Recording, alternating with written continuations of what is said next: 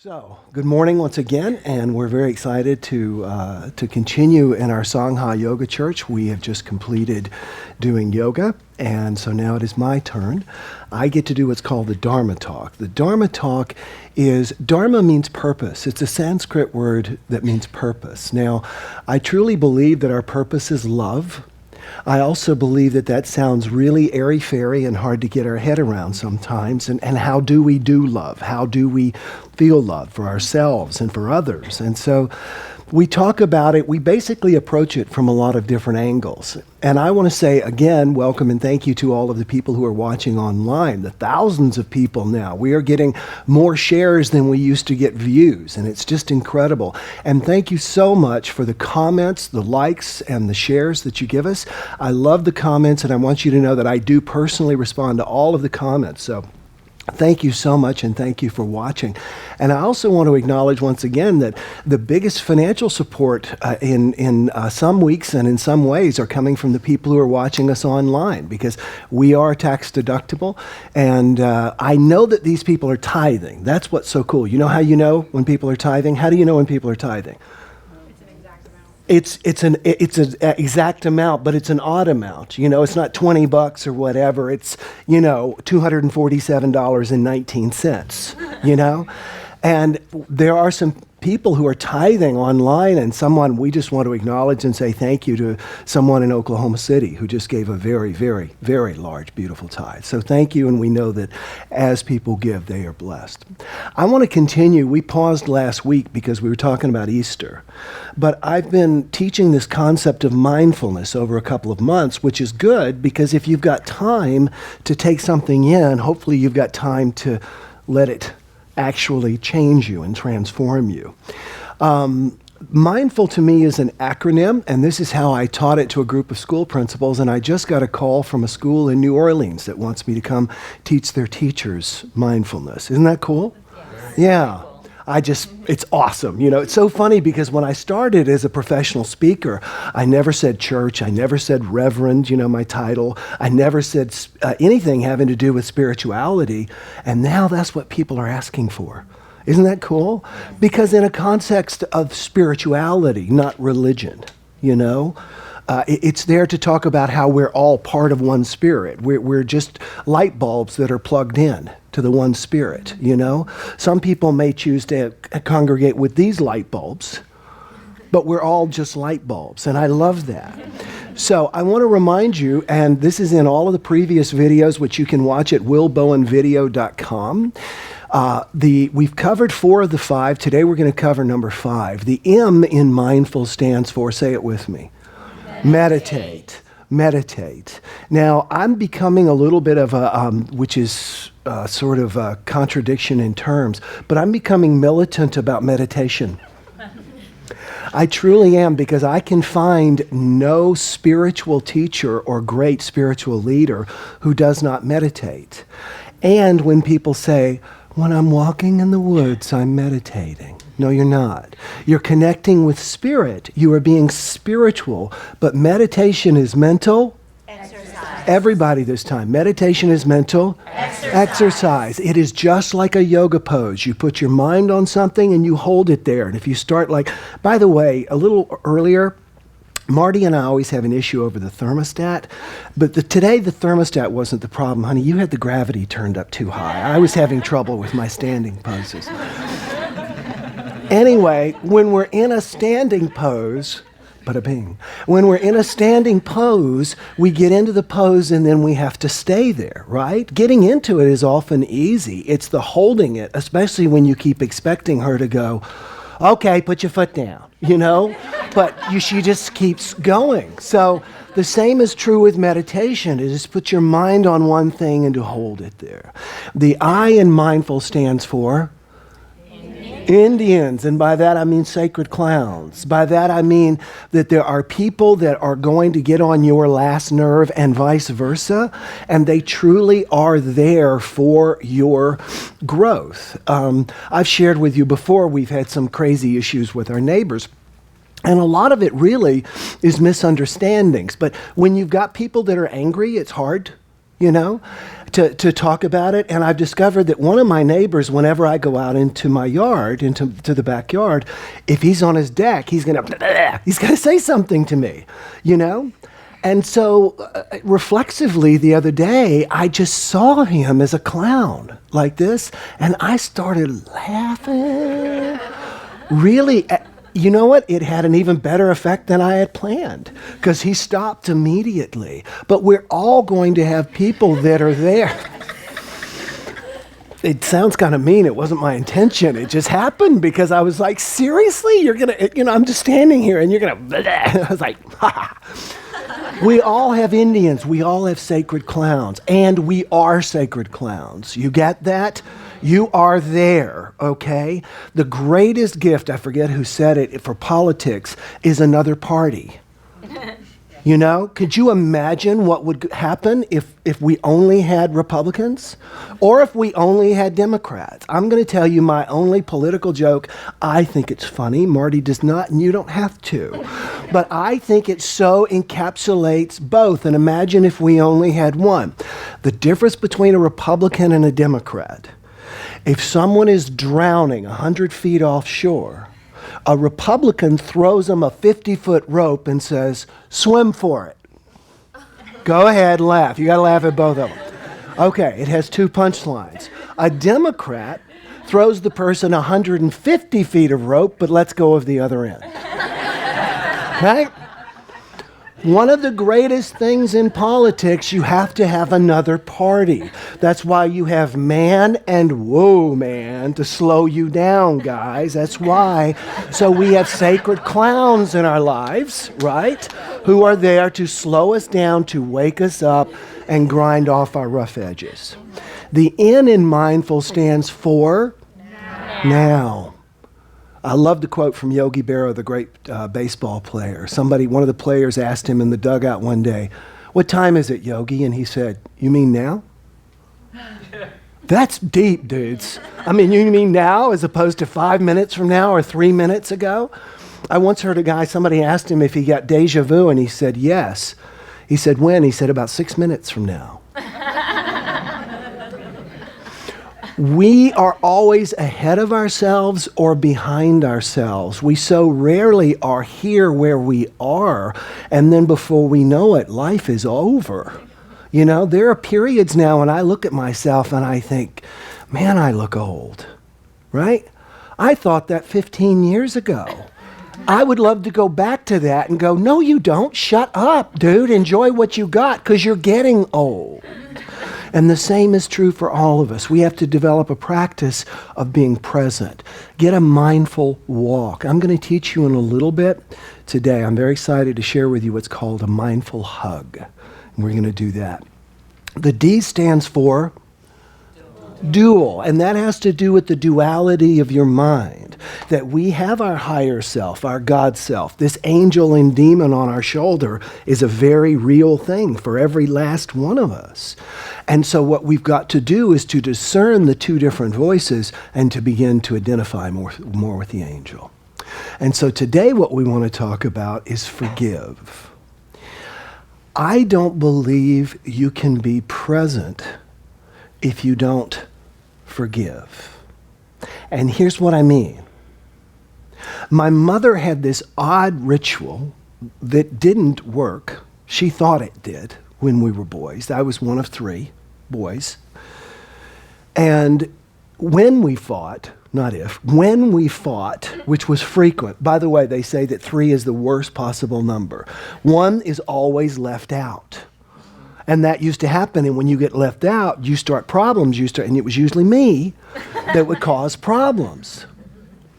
And we would go to our moms and we would do something. He did this to me. Well, he did this to you. And he did this to me. And, you started it, And my mother would make us face each other and she would say, forgive and forget.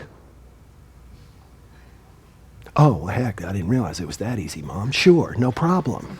I'll just forget that he broke my Monkees album with his bullwhip. And I still remember that, you can tell. That was one of the issues. So I didn't, obviously, forget. I didn't forget. And the reason I think that we have to forget is, what is the opposite of the word forget? Remember, right? Remembering is an active process. Wouldn't you agree? Forgetting is chunk that away and I'm not going to think about it. Remembering, you have to bring it up. The word forgive does not mean going up to someone and saying, I forgive you for what you did to me. It has nothing to do with interacting or talking to or being in that person's presence. That's why you can forgive someone who is long dead very easily. The word forgive means to release your resentment. It just means to release your resentment. Now, why wouldn't we release our resentment? Because when we're upset and when we're stressed, our cortisol levels get jacked up. It is terrible on our body. It can send our bodies into crash mode and it can kill us. So why would we do that? I think it's because of what Dr. Gerald Jampolsky said. He said that we would rather be right than happy. You did this to me. You did this to me, and I'm going to keep not forgetting, but what's the opposite? Remembering. I'm going to keep remembering it. I'm going to keep bringing this up.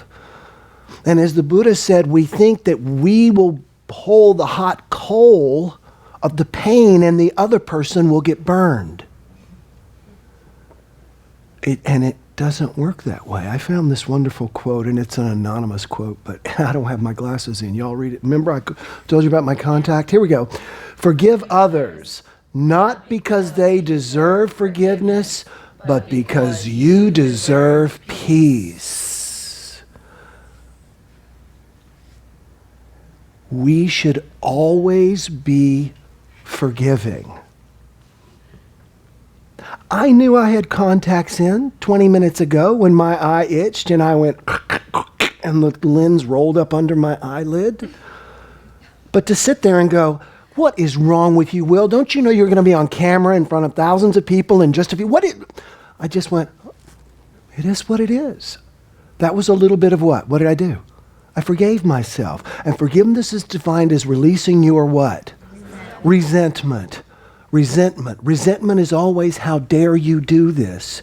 The thing is, some things have been done to us. How dare they have been done to us? As children especially. But they happened. And for us to carry it around does not in any way even the score. It just hurts us. It makes us burn.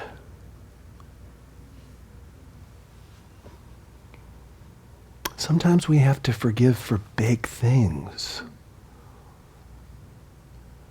In 1903, two bicycle shop owners from Dayton, Ohio, were testing flying devices in Kitty Hawk, North Carolina. And Orville Wright flew for about 800 feet, the very first person. We think he was the first person to fly. He actually wasn't. He was the first person to fly in a manned, controlled, propelled airplane. Okay? A lot of other people had done gliders. But what the Wright brothers noticed was when a goose flies, it doesn't just have these things, right?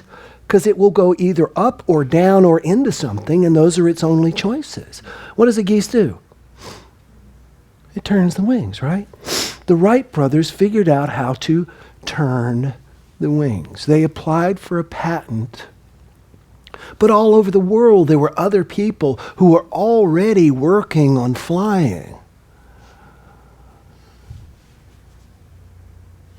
A man named Glenn Curtis discovered that not only do geese do this, but they literally can actually bend the tips of their wings when they fly. And he discovered and created what are called ailerons, which is French for little wings. And that's why planes work today. But we almost didn't have ailerons. You know why? Because when Wilbur Wright discovered that other people were trying to fly, he insisted that he and his brother owned the concept of flight. And the Wright brothers stopped developing their planes and spent years in court suing Glenn Curtiss. They had gotten millions of dollars handed to them to build a company. And 7 years later, Wilbur Wright was dead at the age of 45 from stress trying to stop someone.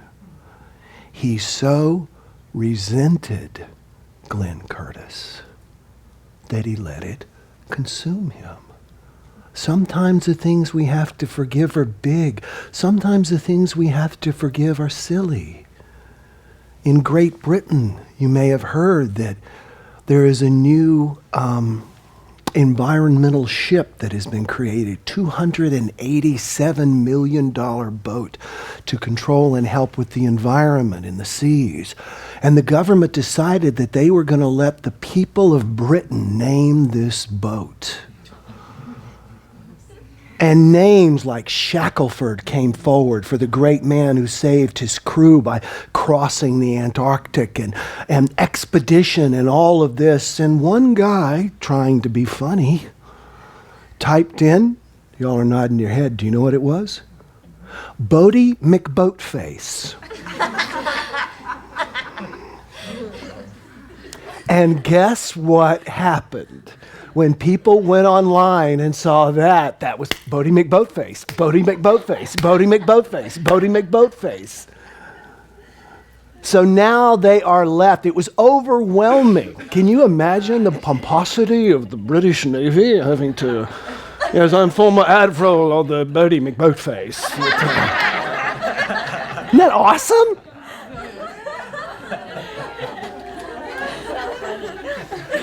There's a lot of forgiveness that has to happen in this. They've got to forgive themselves for doing anything that insane and then to not shutting it off. And actually, the guy who came up with it is really apologetic.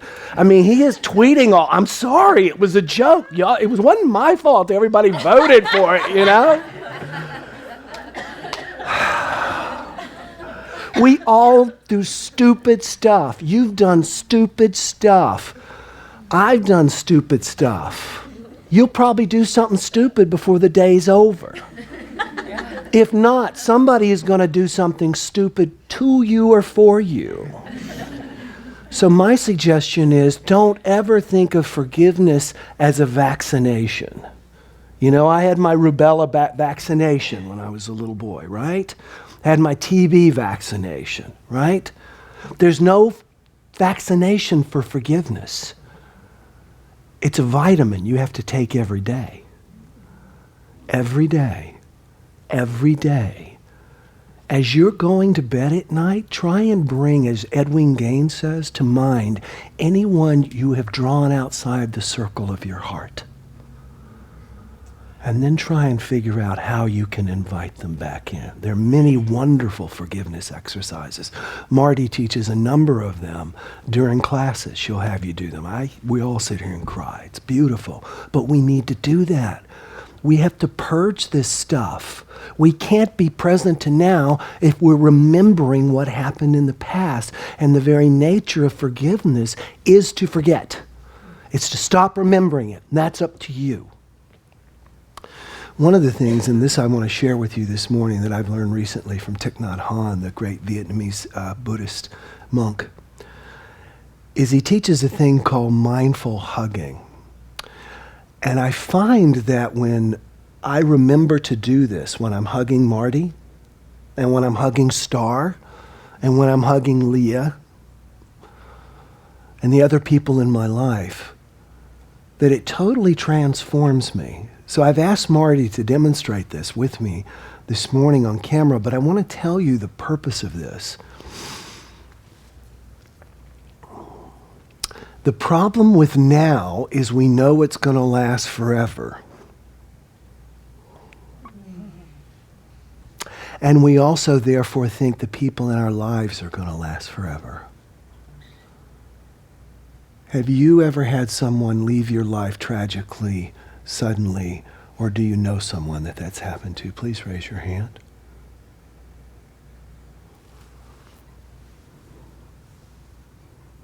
One of the things that they teach in hospice training is that one of the things people are looking for as they exit is forgiveness. Not only to be forgiven, but to forgive you too. So this is a great experience to do on a daily basis. So, Marty, stand up if you would. And since I don't think any of the people who watch me have ever seen you on camera, come here. Look how she gets shy all of a sudden. Wasn't she just like commanding this class 30 minutes ago? Hi. Hi. This is my beautiful wife, Marty. And we are celebrating, actually, day before yesterday, the 6-year anniversary of our first date. That's right. So here's the concept of mindful hugging. The idea is to realize that at any moment, one of you could be gone. And you want to celebrate that you're here. So the process is you first hug and you imagine that the other person isn't there. They're gone. They're dead. They've left. Whatever. You would give anything to hug them again, and they're not there. Okay? Secondarily, you continue the hug, but you hug as if you yourself were gone. As if life had ended for you, and you suddenly had a chance to come back and give this person you love so much one last hug. Okay? Third, you end with celebrating that you're both still here. Make sense? All right. We usually hug this way, but I want my face to face the camera. No, that's not going to work with our microphone. So we'll just do, I'm going to turn you, can I do that? Turn you a little bit? All right, so we're hugging. She looks good from every angle, doesn't she? She's okay. She doesn't have a good side. She has great sides. So we're hugging and imagining. Marty is thinking that I am gone, and I am thinking that she is gone from my life.